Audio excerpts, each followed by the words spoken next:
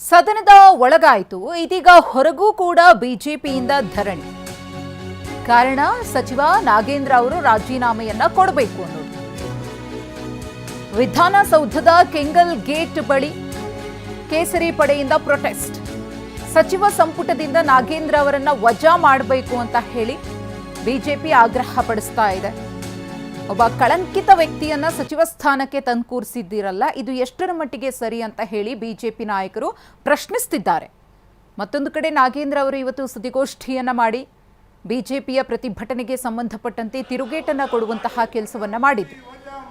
ಭ್ರಷ್ಟಾಚಾರದ ಆರೋಪವನ್ನ ಹೊತ್ತಿರುವಂತಹ ನಾಗೇಂದ್ರ ಅವರನ್ನ ಸಚಿವ ಸ್ಥಾನದಿಂದ ಈ ಕೂಡಲೇ ವಜಾ ಮಾಡಬೇಕು, ಅವರನ್ನ ಸಂಪುಟದಿಂದ ತೆಗೆದುಹಾಕುವವರೆಗೂ ಕೂಡ ನಮ್ಮ ಹೋರಾಟ ನಿಲ್ಲಲ್ಲ ಅಂತ ಹೇಳಿ ಬಿಜೆಪಿ ಆಕ್ರೋಶವನ್ನು ವ್ಯಕ್ತಪಡಿಸ್ತಾ ಇದೆ.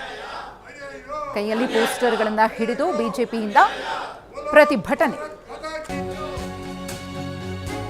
ಇನ್ನು ನಾಗೇಂದ್ರ ರಾಜೀನಾಮೆ ಕೇಳಿದ ಬಿಜೆಪಿಗೆ ಪರಮೇಶ್ವರ್ ಅವರು ತಿರುಗೇಟನ್ನ ಕೊಟ್ಟಿದ್ದಾರೆ.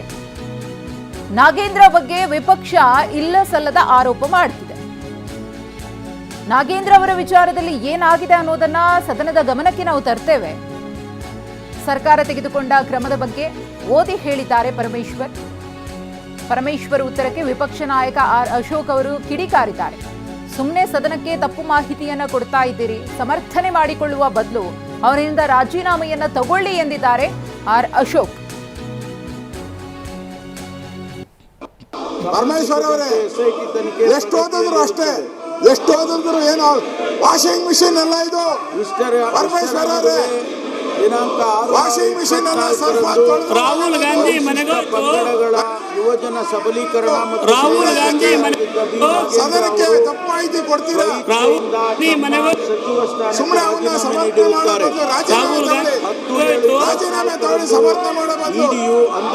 ಭ್ರಷ್ಟ ಒಬ್ಬ ಸಚಿವರನ್ನ ಕಳಂಕ ಬರ್ತೈತೆ. ನಾಗೇಂದ್ರ ಅವರ ಆವರಣದಲ್ಲಿ ಶೋಧ ನಡೆಸಿ 11/7/24 ಅವರನ್ನು ವಿಚಾರಣೆಗೊಳಪಡಿಸಿತು.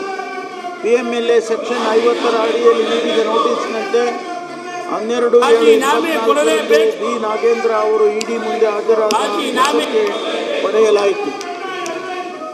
CIDU ವಿಶೇಷ ತನಿಖಾ ತಂಡವು ದಿನಾಂಕ 5/8/24 ಸಂಬಂಧಿಸಿದ ನ್ಯಾಯಾಲಯದಲ್ಲಿ ತನಿಖೆಯ ಪ್ರಾಥಮಿಕ ದೋಷಾರೋಪಣಾ ಪಟ್ಟಿಯನ್ನು ಸಲ್ಲಿಸಿರುತ್ತದೆ. ಅದರಲ್ಲಿ ಬಿ ನಾಗೇಂದ್ರ ಅವರು ಆರೋಪಿಯನ್ನಾಗಿ ಹೆಸರಿಸಲಾಗಿರುವುದಿಲ್ಲ. ದಿನಾಂಕ 10/11/25 ಪ್ರಕರಣಕ್ಕೆ ಸಂಬಂಧಿಸಿದಂತೆ ಹೆಚ್ಚುವರಿ ದೋಷಾರೋಪಣಾ ಪಟ್ಟಿಯನ್ನು ಭ್ರಷ್ಟಾಚಾರ ತಡೆ ಕಾಯ್ದೆ ನ್ಯಾಯಾಲಯಕ್ಕೆ ಸಲ್ಲಿಸಿದ್ದು.